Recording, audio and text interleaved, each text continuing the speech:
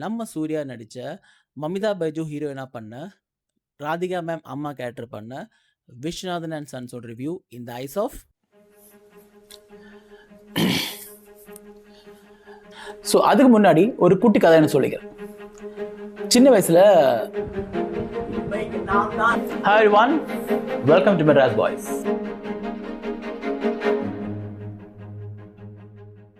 சூர்யா வந்து ஒரு மிகப்பெரிய ஒரு பிஸ்னஸ் டைக்கூன். அவரோட பேஷன் வந்து கன் ஷூட்டிங்.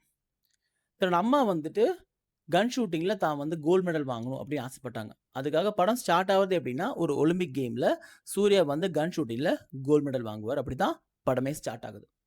அம்மாக்கு இன்னொரு ஆசை என்ன அப்படின்னா, சூர்யா வந்து கல்யாணம் பண்ணிக்கணும். ஆனா, அவருக்கு கல்யாணத்துல சுத்தமா விருப்பமே கிடையாது. அதுக்கு ஒரு ஸ்ட்ராங்கான பேக் ஸ்டோரி இருக்கு.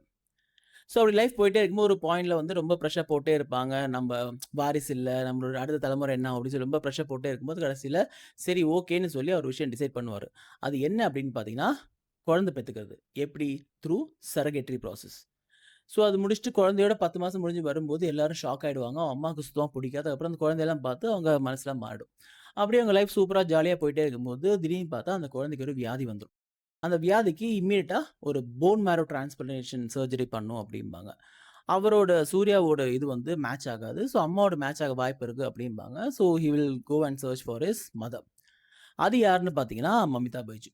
அவங்க ஒரு ரீசனுக்காக இத ஏத்துப்பாங்க. அந்த ஒரு சரகேட்டரி அந்த ஒரு விஷயம் வரது ஏத்துப்பாங்க. ஸோ அவங்கள இந்த போன் மேரோ டிரான்ஸ்பிளான்டேஷனுக்காக ஊருக்கு கூட்டு வருவாரு. முதல்ல ரொம்ப பிரம்மாண்டமா இருக்கே சொல்லி ரொம்ப ஆச்சரியப்படுவாங்க. அதுக்கப்புறம் அவர் ரொம்ப நல்லவர் அப்படின்னு தெரிஞ்சோனே, அவங்களுக்கு வந்து சூர்யாவ ரொம்ப பிடிச்சு போயிடும். அவங்க திரும்ப போறதுக்கு மனசே இருக்காது. இதுக்கப்புறம் ஒண்ணு சேர்ந்தாங்களா? அதுக்கப்புறம் என்ன ஆச்சு அப்படிங்கிறது தான் படத்தோட ஓவரால் ஸ்டோரி. இந்த படம் பார்க்கும்போது எனக்கு எது ஞாபகம் வந்துச்சுன்னா, ரொம்ப வருஷம் முன்னாடி சல்மான் கான் நடிச்ச சோரி சோரி சுப்கே சுப்கே படத்துல கிட்டத்தட்ட இதே மாரி நெறைய விஷயங்கள் நடக்கும். எப்படின்னா, சல்மான் அண்ட் ராணி முகர்ஜி வந்துட்டு ஹஸ்பண்ட் ஒய்ஃபா இருப்பாங்க. பிரீத்தி சிந்தாவ இந்த மாரி ஒரு சர்கேட்டரி மதரா அவங்க வந்து சூஸ் பண்ணியிருப்பாங்க. ஸோ பிரீத்தி சிந்தாவும் ஆரம்பத்துல வந்து சும்மா பணத்துக்காக வருவாங்க. அதுக்கப்புறம் வந்து அவருக்கு சல்மான் ரொம்ப பிடிச்சு போயிடும். ஒரு பாயிண்ட்ல அவங்களுக்கு ஒரு பிரச்சனை நடக்கும்போது சல்மான் அவங்களுக்காக சண்டைலாம் போடுவாரு. ஸோ அதே மாரி இங்கேயும் மமிதா பைஜுக்காக சூர்யா சண்டைலாம் போட்டிருப்பாரு.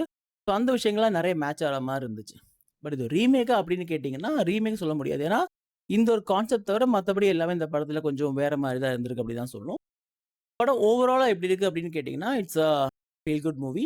ஃபேமிலியா தியேட்டர்ல போய் ஜாலியா பார்க்கலாம். எந்த மாற்று கருத்தும் இல்ல.